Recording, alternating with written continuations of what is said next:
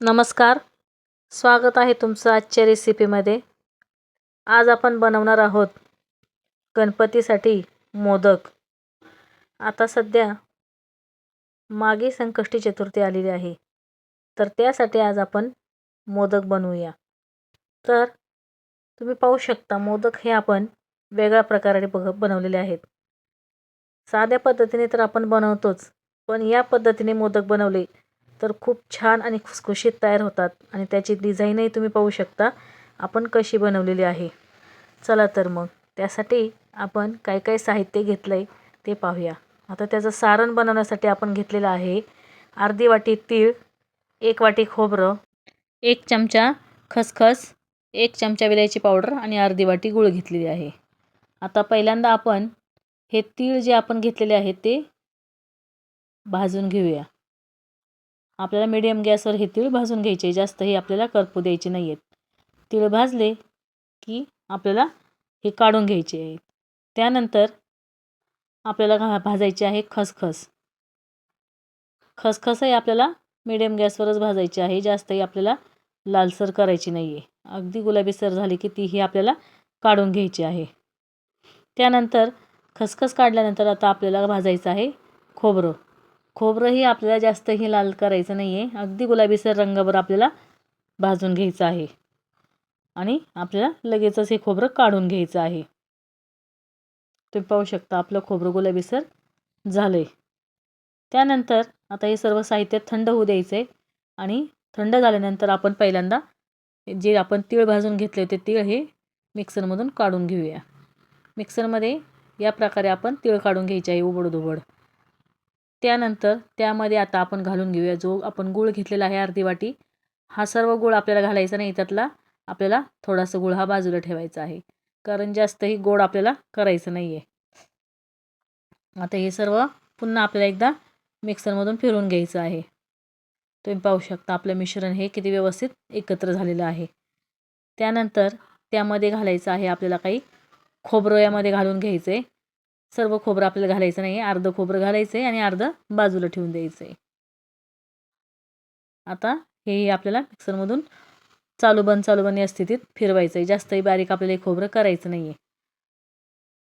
त्यानंतर हे सर्व सारण आपल्याला एका ताटामध्ये काढून घ्यायचं आहे आणि त्यानंतर जे आपण खसखस भाजून घेतलेली आहे ती खसखस यामध्ये काढून घ्यायची आहे. त्यानंतर जी विलायची पावडर आपण 1 चमचाभर काढून घेतलेली आहे तीही यामध्ये घ्यायची आहे. जे खोबरं आपण ठेवलेलं होतं बाजूला तेही आपल्याला यामध्ये घ्यायचं आहे आणि सर्व मिश्रण आपल्याला हे व्यवस्थित एकजीव करून घ्यायचं आहे. सर्व मिश्रण आपलं एकत्र करून झालेलं आहे. त्यानंतर आपल्याला मोदकाचं वरचं आवरण बनवायचं आहे. त्यासाठी आपण घेतलेलं आहे 1 वाटी गव्हाचं पीठ आणि अर्धी वाटी मैदा. दोन्ही आता व्यवस्थित चाळून घ्यायचं आहे. त्यानंतर आपण त्यामध्ये अर्धा चमचा मीठ घालून घ्यायचं आहे आणि त्यानंतर त्यामध्ये अर्धी पळी आपल्याला यामध्ये तेल घालून घ्यायचं आहे आणि हे व्यवस्थित तेल सर्व पिठाला आपल्याला चोळून घ्यायचं आहे. तुम्ही पाहू शकता आपलं व्यवस्थित तेल हे सर्व पिठाला चोळून झालेलं आहे. त्यानंतर थोडं थोडं पाणी घालून आपल्याला हे पीठ मळून घ्यायचं आहे. जास्तही आपल्याला पातळ आपल्याला करायचं नाही आहे, अगदी थोडं थोडं पीठ पाणी टाकून मळून घ्यायचं आहे आपल्याला. तुम्ही पाहू शकता या प्रकारे आपलं पीठ मळून झालं आहे आणि त्याला थोडंसं आता आपण तेल लावून घेऊया. तेल लावून हा गोळा आपण व्यवस्थित प्रकारे मळून घ्यायचा आहे आणि थोड्या वेळासाठी हा गोळा आपल्याला झाकून ठेवायचा आहे. 15 ते 20 मिनिटं याला झाकून ठेवूया. 15 ते 20 मिनिटानंतर आपला गोळा व्यवस्थित प्रकारे हा भिजलेला आहे.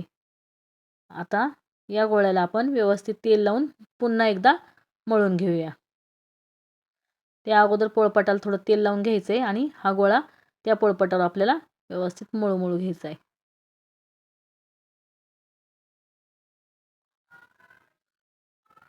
आपला गोळा हा चांगल्या प्रकारे मऊ झाला आहे. आता त्यातलीच एक लाटी आपण जशी आपण पोळीला घेतो तशी एक लाटी घ्यायची आहे आणि त्याची आपल्याला एक पोळी लाटायची आहे. अगदी पातळ आपल्याला याची पोळी लाटून घ्यायची आहे. तुम्ही पाहू शकता आपण त्याची पोळी लाटून घेतली आहे. आता एक वाटी घेतलेली आहे आणि त्या वाटीने आपल्याला हे छोटे छोटे गोल पाडून घ्यायचे आहे.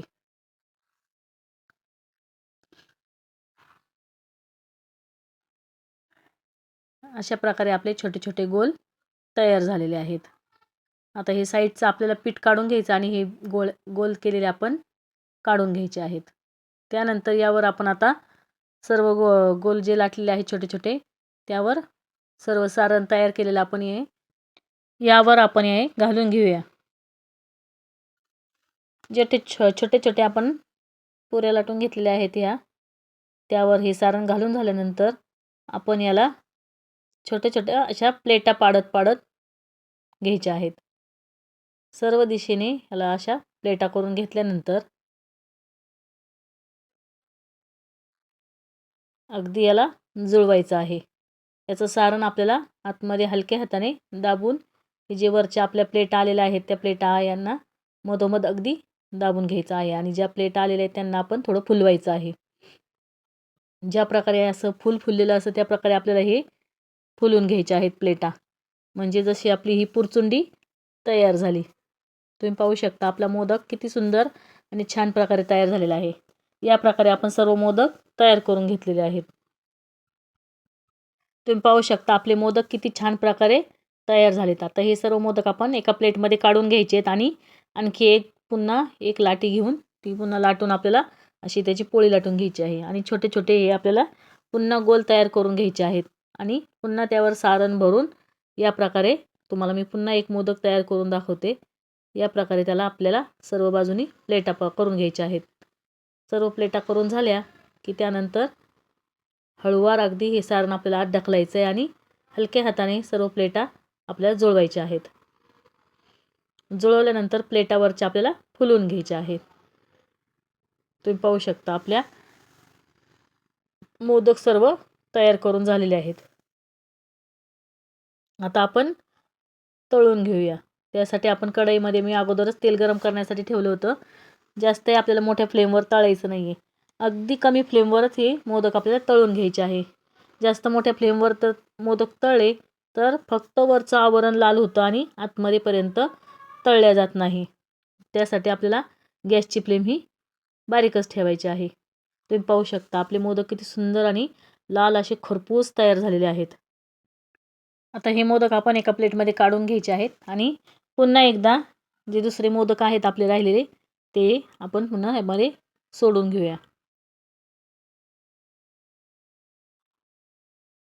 गॅसची फ्लेम आपल्याला बिलकुलच वाढवायची नाही.